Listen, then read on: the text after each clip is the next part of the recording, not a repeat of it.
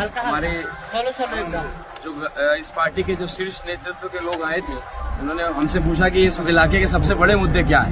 तो मैंने बोला कि चलिए सर आपको दिखाई देते हैं, और इन्होंने भी उसमें काफ़ी ये दिखाया कि भाई चलिए देखिए समस्या को, उसको महसूस करें। और आज ये बेलवा घाट कितनी बार से उद्घाटन इसका हो रहा है, वर्षों से बन रहा है, लग रहा है जैसे पता नहीं हम लोग कौन से जो है बॉर्डर के इलाके में काम कर रहे हैं या कहाँ समस्या आ रहा है।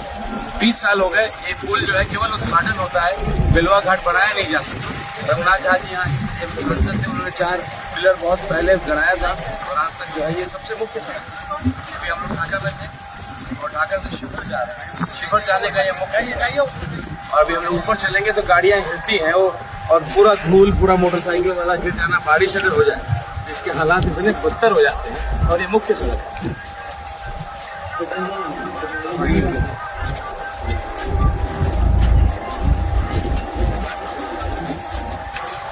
शिवहर के इलाके का ये मर्दान की जगह पर अभिशाप बना हुआ है। हम लोग इस बेलवा घाट के बारे में अक्सर सुनते रहे हैं, और पिछले 20 सालों से तकरीबन सदन में भी इसके बारे में कई बार चर्चा हुआ, लेकिन उसके बावजूद भी इस पर कोई काम अब तक नहीं हो सका है।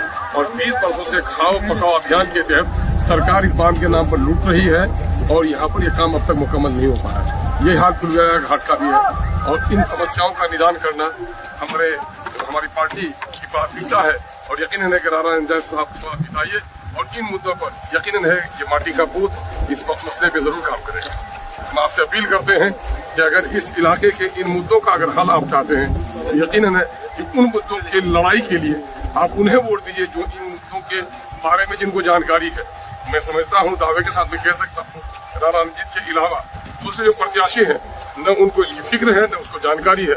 जिनको जानकारी ही नहीं तो फिक्र भी नहीं होगी, और जिनको फिक्र नहीं है वो आपके समस्याओं का निदान भी नहीं कर सकते।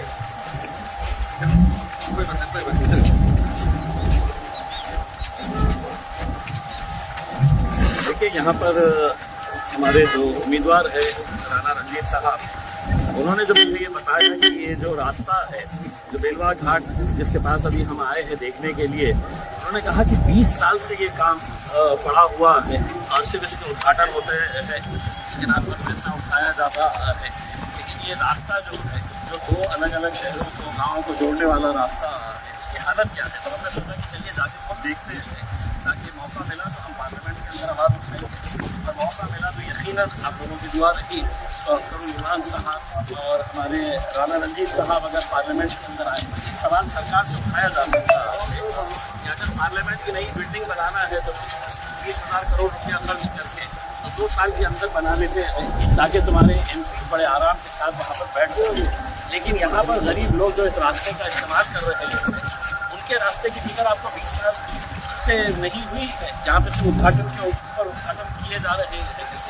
ऐसी कौन सी ऐसी रॉकेट साइंस है ये, हम खुद ज़मीन के ऊपर आकर देखना चाह रहे हैं, और हमारे साथ यहाँ पर बिहार की आवाम भी है, वो खुद देख रही है कि ऐसा क्या है इसके अंदर रॉकेट साइंस जिसकी वजह से ये काम मुकम्मल नहीं हो पा रहा है। इसका जवाब यही है कि इलेक्शन में आओ, वादे करो, बड़े बड़े वादे करो, और फिर गायब हो जाओ, फिर 5 साल के बाद आओ, फिर नए वादे करो, और फिर गायब हो जाओ। मैं आपको यकीन दिलाता हूँ कि अगर यहाँ पर इस इलाके के हमारे उम्मीदवार राणा रंजीत साहब को यहाँ पर अगर यहाँ की आवाम चुन कर देती है, तो हम यकीन मानिए कि हमारी प्रायोरिटी के ऊपर जो काम रहेंगे वो ये काम रहेगा। ये जो बेलवा घाट का जो अधूरा काम पड़ा हुआ है इतने सालों से, तो उसको हम मुकम्मल करवाने के लिए हम पूरी कोशिश करेंगे। जनता ने ये समझना चाहिए कि उनके मसले क्या है, उनके क्या मसले हैं जो सबसे पहले उठाने जाने चाहिए। नेता जितने भी आ रहे हैं, आज़ादी धर्म के मुद्दे निकालो, सड़क के बारे में, पानी के बारे में, रास्तों के बारे में, कोई रोजगार के बारे में कोई बात करने के लिए तैयार नहीं है। उनके मुद्दों पे जनता को उठाए रखे हुए हैं, लेकिन प्रदेश ऐसा नहीं है। हम जानते हैं कि ज़मीनी स्तर के ऊपर क्या काम होने चाहिए, काम करने के लिए। जैसा कि जानते हैं आप, जल संसाधन विभाग का 32,000 करोड़ का बजट, संजय झा कभी भाजपा में डुबकी लगाते हैं, कभी नीतीश कुमार की चमचागिरी करते हैं। जल संसाधन मंत्री थे, मिथिला हाट से कुछ होने वाला नहीं है।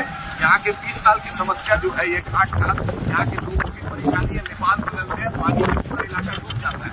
तो संजय झा जी चमचागिरी करके तो राजसभा आप चले गए, लेकिन इस इलाके को मिथिला हाट नहीं चाहिए, इस इलाके को बाढ़ की समस्या चाहिए। तो नीतीश जी कितना बार आप पलटिएगा और कितना बार झूठ बोलिएगा। जिस तरीके से मोदी जी ने मोतिहारी की चीनी फैक्ट्री का चाय नहीं पिया, वादा तो किए थे कि चाय पियेंगे, आकर फिर मक्कारी करके चले गए। संजय झा जी और नीतीश कुमार निवेदन ठाकुर बताए, स्पीकर है, मंत्री है, मुख्यमंत्री है, मेरी इस इलाके की समस्या कब हल होगी। मुझे उम्मीद है इस बार 3 सांसद हमारे साथ हैं, इम्तियाज जलील साहब, अल्लाह यादव, इंशाल्लाह कामयाबी मिलेगी। अख्तर निवाज साहब और आपका बेटा जीवर का बेटा राणा रंजीत भाई है, सब लोग मिलकर इंशाल्लाह ताला कामयाबी मिलेगी और इस समस्या को हम एश्योर करते हैं बैरिस्टर असदुद्दीन ओवैसी साहब की सरपरस्ती में जरूर कामयाबी और इस मुद्दे को जितना जल्दी हो सके 100 दिन की प्राथमिकता रखेंगे। मजलिस जो है वो काम करने वाली जमात है। उसका सबूत ये है कि मजलिस जब हैदराबाद में रही तो हैदराबाद में उसने तरक्याती काम किए। जब औरंगाबाद में मजलिस गई इम्तियाज जलील साहब ने बड़े बड़े तरक्याती काम कराए। और जब सीमांचल में मजलिस आई तो मैं उसका एक मिसाल पेश करूंगा। सीमांचल की नदी में जब बैरिस्टर असदुद्दीन ओवैसी साहब नदी में उतरे भर पानी में, तो आज सीमांचल के अंदर 200 करोड़ रुपये का पुल पास हुआ है। ये मैं ये कहना चाहता हूँ, मजलिस जहाँ जाती है वो काम कराती है। तो आज ये शिवहर के अंदर हमारी मजलिस आई है, राणा रंजीत सिंह को आप जितवाइए तो आप देखेंगे कि जिस तरह से हैदराबाद में, जिस तरह से औरंगाबाद में और जिस तरह से सीमांचल में हमने काम कराए हैं, हम शिवहर में भी काम कराएंगे। इंशाअल्लाह जरूर हम ये चीज़ को कंप्लीट करेंगे। ये पूरा बहुत बहुत